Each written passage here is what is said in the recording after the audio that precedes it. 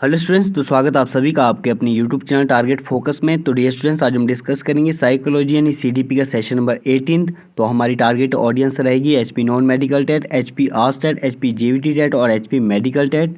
तो जिसने भी हमारी प्रीवियस वीडियोस नहीं देखे तो प्लेलिस्ट में जाइएगा, वहाँ पर सारी वीडियोज़ ऐड कर रखी है।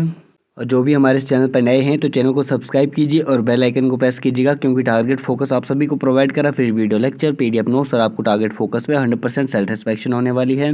और डियर स्टूडेंट्स, आप सभी से रिक्वेस्ट है वीडियो को ज़्यादा से ज़्यादा शेयर कीजिएगा। तो कंटिन्यू कर लेते हैं आज के सेशन को। तो आज का पहला क्वेश्चन है, conditions which either increase or decrease attractiveness of a goal are, यानी किसी लक्ष्य के आकर्षण को बढ़ाने या घटाने वाली स्थितियां कौन सी? ऑप्शन देखें, नीड, ड्राइव, मोटिव या फिर इंसेंटिव। तो जल्दी से चूज कर लीजिए। Conditions which either increase or decrease attractiveness of goals are, आप सभी ने चूज कर लिया तो ऑप्शन नंबर डी सही हो जाएगा, इंसेंटिव यानी प्रलोभन। तो अगला क्वेश्चन है, relatively permanent change in behaviour is, यानी व्यवहार में अपेक्षाकृत स्थायी परिवर्तन क्या है? ऑप्शन दे रखे हैं, लर्निंग, मोटिवेशन, इमोशन या फिर परसेप्शन। तो जल्दी से चूज कर लीजिए। Relatively permanent change in behaviour is, आप सभी ने चूज कर लिया तो relatively permanent change in behaviour is learning, यानी अधिगम। ऑप्शन नंबर ए सही हो जाएगा। तो अगला क्वेश्चन है, probability to do well in specific area due to training is, यानी प्रशिक्षण के द्वारा किसी विशेष क्षेत्र में अच्छा कर पाने की संभावना है। ऑप्शन दे रखें, एप्टीट्यूड, मोटिवेशन, एटीट्यूड या फिर नन ऑफ दीज। तो जल्दी से चूज कर लीजिए। Probability to do well in specific area due to training is, आप सभी ने चूज कर लिया तो ऑप्शन नंबर ए सही हो जाएगा, एप्टीट्यूड। तो अगला क्वेश्चन है, first level of needs in Maslow's theory are, यानी मास्लो सिद्धांत में प्रथम स्तर की आवश्यकता है। ऑप्शन दे रखे हैं, लव रिलेशंस, सिक्योरिटी, बायोलॉजिकल या फिर एस्टीम। तो जल्दी से चूज कर लीजिए। First level of needs in Maslow's theory are, आप सभी ने चूज कर लिया तो first level of Maslow theory are biological. Option number C सही हो जाएगा। तो अगला क्वेश्चन है, use of negative reinforcer by the teacher will dash the probability of correct punctuation by the student, यानी अध्यापक द्वारा ऋणात्मक पुनर्वलक का प्रयोग विद्यार्थी के शुद्ध उच्चारण की संभावना को क्या करता है? बढ़ाता है, घटाता है? यानी ऑप्शन दे रखे हैं, डिक्रीज, इंक्रीज, कीप कांस्टेंट या फिर नन ऑफ दीज।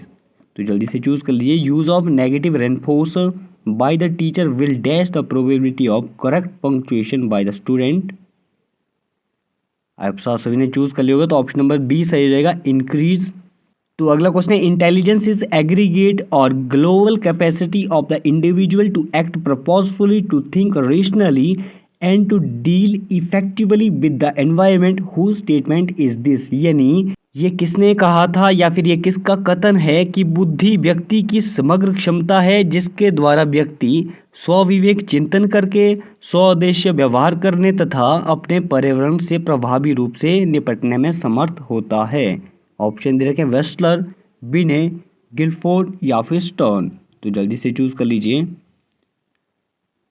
आप सभी ने चूज कर लिया तो ऑप्शन नंबर ए सही हो जाएगा, वेस्टलर। तो अगला क्वेश्चन है, intelligence involved in understanding behaviour of others is, यानी दूसरे व्यक्तियों के व्यवहारों को समझने से संबंधित बुद्धि है। ऑप्शन दे रखे हैं, इंट्रापर्सनल, स्पेशल, वर्बल या फिर इंटरपर्सनल। तो जल्दी से चूज कर लीजिए। Intelligence involved in understanding behaviour of other is, आप सभी ने चूज कर लिया तो ऑप्शन नंबर डी सही हो जाएगा, दूसरे व्यक्तियों के व्यवहारों को समझने से संबंधित बुद्धि है अंतर्वैयक्तिक। तो अगला क्वेश्चन है, mental age of 8 year child whose IQ is 75 will be, यानी 8 वर्षीय बालक जिसकी बुद्धि लब्धि 75 है, उसकी मानसिक आयु कितनी होगी? ऑप्शन दे रखे हैं, 4, 5, 6 या फिर 7। तो जल्दी से चूज कर लीजिए। आप सभी ने चूज कर लो तो उसकी मेंटल एज होगी भाई 6। देखो कैसे मेंटल एज कैसे निकलती है, mental age upon chronological age into 100, ये क्या होता है? IQ। आपका IQ is equal to mental age upon chronological age into 100। तो IQ कितना दे रखा है? 75 is equal to what? Mental age कितना दे रखा है? नहीं दे रखा है। तो मेंटल एज निकालना है, x है, इधर 100 है, इधर कितना है? इधर है आपका 8। तो इधर जो जाएगा 8, उधर मल्टीप्लाई कर लेंगे, कितना आ जाएगा? 8 45 और 4 बच गया, और ये हो जाएगा 600 और x इज इक्वल टू 600/100। तो 2 0 से 2 0 कैंसिल, आ जाएगा आपका 6 यानी मेंटल एज आपका आ जाएगा 6। तो अगला क्वेश्चन है meaningful sensation is known as यानी अर्थपूर्ण संवेदना को क्या कहते हैं? ऑप्शन दे रखे अटेंशन, परसेप्शन, इमोशन या फिर नन ऑफ दीज। तो जल्दी से चूज कर लीजिए। Meaningful sensation is known as, I hope आप सभी ने चूज कर लिया। तो meaningful sensation is known as perception यानी ऑप्शन नंबर बी से हो जाएगा प्रत्यक्षीकरण।